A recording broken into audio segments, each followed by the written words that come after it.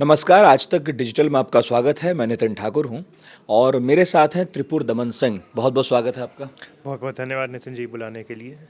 और त्रिपुर दमन ने एक किताब लिखी है अदिल हुसैन के साथ, जो मूलतः पाकिस्तान के रहने वाले हैं।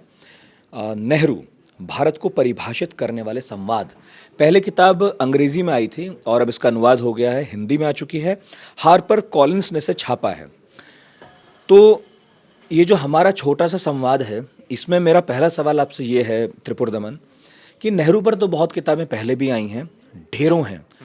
तो फिर आपने और आपके मित्र अदील ने, जो दोनों साथ में मेरा ख्याल है कैम्ब्रिज में पढ़ते थे आप। जी। हाँ, तो फिर क्यों सोचा कि नेहरू पर हमें अब कुछ लिखना चाहिए? क्या है इसमें खास? नहीं, हम लोगों को ये लगा कि नेहरू पर एक नए तरह से प्रकाश डालना चाहिए, क्योंकि नेहरू पर जो किताबें लिखी गई हैं ज़्यादातर उसमें नेहरू अपने आप में एक केंद्र बिंदु है और केंद्र बिंदु हैं। लेकिन हम लोगों को लगा उनको समझने के लिए, उनको परखने के लिए, उनके विचारों को जानने के लिए यह आवश्यक है कि हम उनके साथ वाले जो नेता थे, जिनके साथ उनको काम करना पड़ा, जिनके विरोध में उनको काम करना पड़ा, जिनके साथ उनको वैचारिक जंग एक लड़नी पड़ी, तो अगर उनको, उनके साथ जो उनके संवाद हैं उनको देखा जाए तो नेहरू के विचारों पर एक नया प्रकाश पड़ेगा और नेहरू के किरदार को समझने का एक नया मौका लगेगा। तो यह सोचकर हम लोगों ने ये मैं इस किताब लिखी किताब थी। अच्छा, इस किताब में नेहरू से बात करने वाले, खतो खिताबत करने वाले चार पात्र हैं: जिन्ना, इकबाल, पटेल और मुखर्जी। तो सबसे पहला सवाल तो मेरा इस बाबत ये है कि जिन्ना और नेहरू के बीच सिमिलैरिटी ज़्यादा थी, सहमति ज़्यादा थी, या असहमति और दुश्मनी जैसा या विरोधी जैसा कोई भाव ज़्यादा था? क्या था? नहीं, कुछ दुश्मनी जैसा भाव था, सहमति ज़्यादा थी, लेकिन ये सहमति मुझे लगता है इसीलिए ही ज़्यादा थी क्योंकि वो उनका जो किरदार था, जो उनकी पर्सनैलिटी थी, वो काफ़ी मेल खाती थी दोनों की। तो दोनों में अहम काफ़ी था, दोनों में लगन थी, दोनों को एक लीडर बनने की, एक नेता बनने की, एक नायक बनने की ललक थी दोनों में। तो इसकी वजह से दोनों को अगर आप संवाद देखें तो दोनों को आपस में एक बड़े ही पर्सनैलिटी क्लैश जिसको कहते हैं वैसा था। तो क्योंकि अब जिन्ना अपने आप को नेहरू के समकक्ष मानते नहीं थे, उनका ये राय थी कि मैं नेहरू का कद मुझसे कहीं छोटा है और नेहरू उनसे उम्र में भी छोटे थे, और वकालत में भी जितने सफलता जिन्ना ने हासिल करी थी उतनी नेहरू ने नहीं नेहरू को हासिल नहीं थी। तो इन सब को लेके हुए उनमें काफ़ी जो दुश्मनी थी, लेकिन वो काफ़ी पर्सनालिटी क्लैश के रूप में थी, दोनों की सोच तो मेल नहीं खाती थी। लेकिन अगर आप जो उनके समकक्ष बैठने वाले वाइसरॉय वेवल की जैसे अगर जिक्र करें, तो वेवल को ये लगता था कि ये समस्या ऐसी है, अगर इन दोनों के अलावा कोई और बातचीत करे तो हो सकता है इसका कोई हल निकल जाए। तो काफ़ी पर्सनालिटी क्लैश था दोनों में। बहुत ज़्यादा। और धर्म को लेकर उनके जो विचार थे वो भी बहुत ज़्यादा अलग थे। जी, क्योंकि नेहरू की राय में दरअसल धर्म का कोई ज़्यादा रोल था नहीं।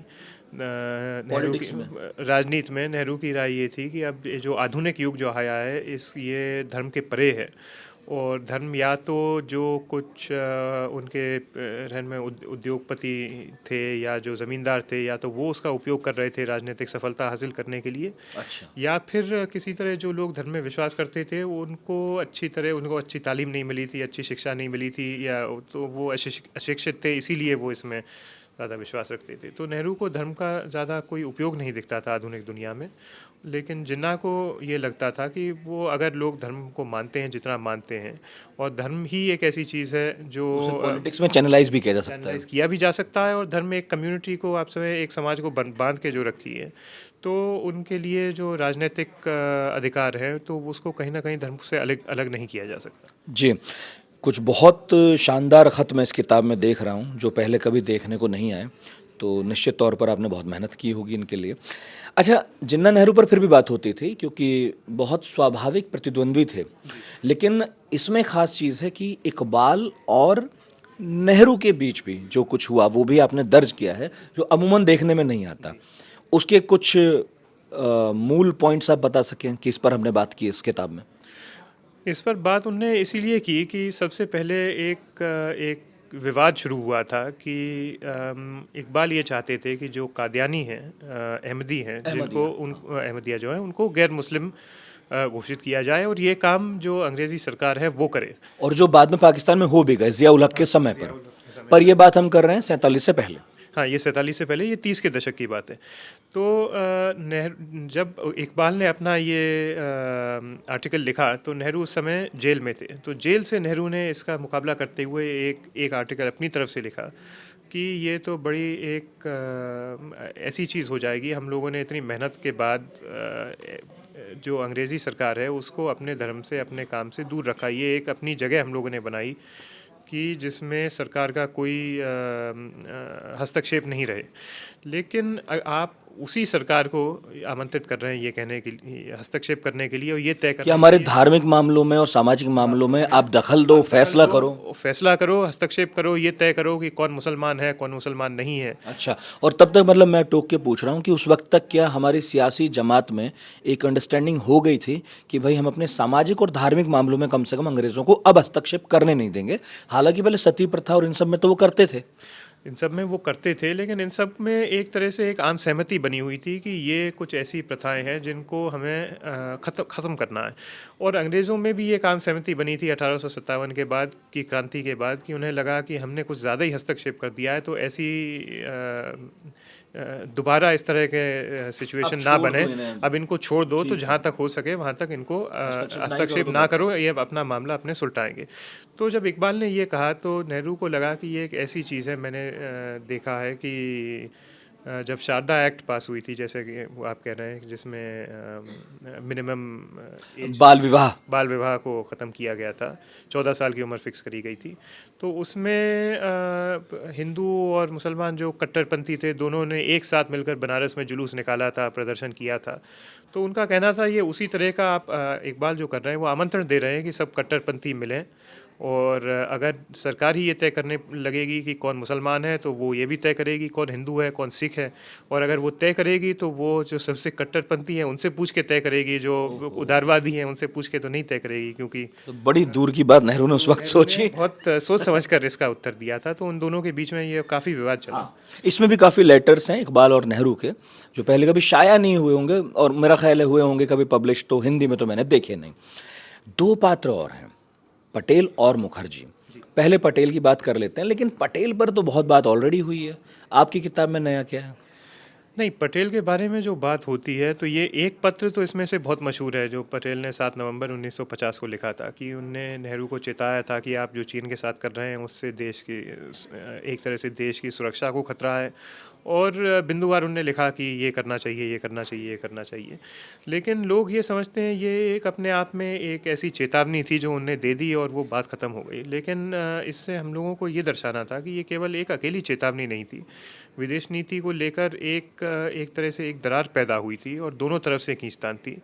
और कुछ लोगों को ये भी उम्मीद थी कि इस विवाद का अंत ये होगा कि भारतीय विदेश नीति में एक तरह का यू टर्न होगा, तो भारत चीन से दूर हटेगा और वेस्ट जिसको कहते हैं उसके समकक्ष जाएगा चीन से मुकाबला करने के लिए। तो लेकिन ये हो नहीं पाया क्योंकि पटेल बीमार पड़ गए, उसके बाद उनकी मृत्यु हो गई।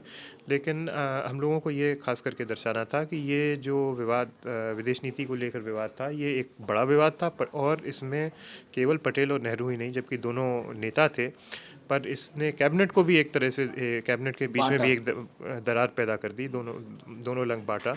और ये एक ऐसा विवाद है जो आज तक चल रहा है। आज तक हम ये देख रहे हैं कि भारत को चीन के प्रति क्या रुख अपनाना चाहिए, भारत को नॉन अलाइंड रहना चाहिए या फिर किसी के साथ चले जाना चाहिए अपने चीन के साथ मुकाबला करने के लिए। तो ये भी आज तक ये विवाद एक तरह से चल रहा है। तो जब भी इंडियन फॉरेन पॉलिसी की बात की जाएगी, जियोपॉलिटिक्स की बात की जाएगी, तब चीन की बात होगी और उसमें नेहरू का प्रसंग उठेगा, और नेहरू को चेताने वाले सरदार वल्लभ भाई पटेल की भी बात ज़रूर होगी। इस मायने में इस किताब का ये तीसरा अध्याय है, बहुत अहम है, विदेश नीति पर पटेल और नेहरू। और अंतिम अध्याय है मुखर्जी और नेहरू पर। श्यामा प्रसाद मुखर्जी जो जगह जगह राजनीति करते रहे, लेकिन अंततः वो दक्षिणपंथी राजनीति के एक बड़े चेहरे बने, और मेरा ख्याल है जनसंघ और उसके बाद अब तो भाजपा भी उन्हें अपने प्रतीक पुरुषों में से एक के तौर पर देखती है। लेकिन एक बहस है मुखर्जी और नेहरू की जो बहुत हिट है, और उस पर आपने एक पहले किताब लिखी है, और अब इसमें एक अध्याय है प्रथम संशोधन पर मुखर्जी और नेहरू, ये प्रथम संशोधन कॉन्स्टिट्यूशन में हुआ था और इस पर ये दोनों बहुत भिड़े थे। ये क्या था, संक्षेप में बताइए।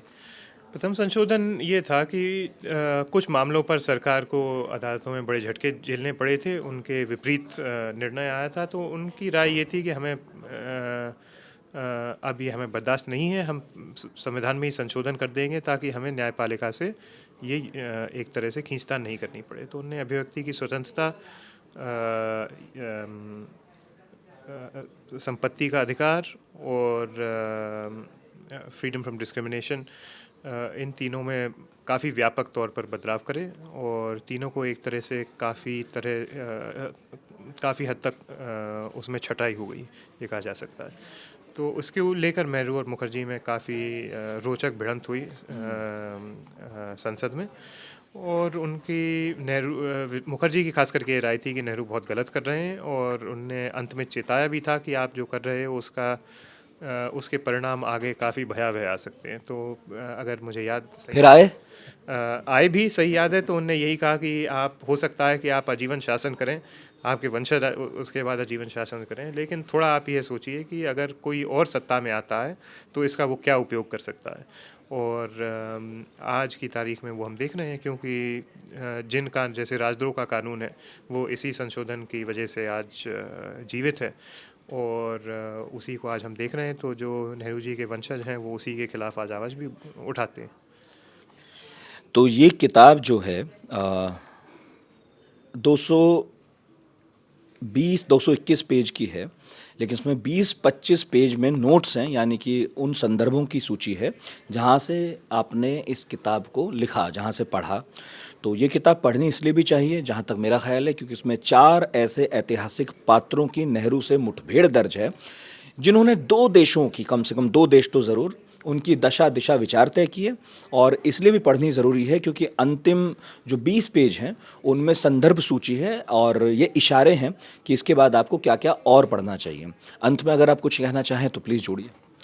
नहीं, मुझे उम्मीद है कि पाठकों को ये पुस्तक पसंद आएगी और हम लोगों की भी आपकी तरह यही राय थी कि इससे देश की दशा दिशा जो तय हुई वो संवाद लोगों के सामने आए। और ये ऐसे संवाद हैं जो कि आज भी जीवित हैं और कहीं ना कहीं आज की जो दशा है, आज के जो समीकरण हैं, उन पर भी प्रभाव डालते हैं। तो मुझे उम्मीद है कि लोगों को पसंद आएगा और आज की जो समीकरण हैं उन पर भी किसी तरह इससे प्रकाश पड़ेगा।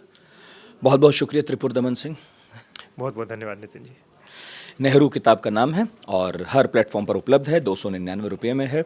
पढ़िएगा और पढ़कर बताइएगा कैसी लगी। बहुत बहुत शुक्रिया आपका। आप आज तक डिजिटल देख रहे थे। मेरा नाम नितिन ठाकुर है।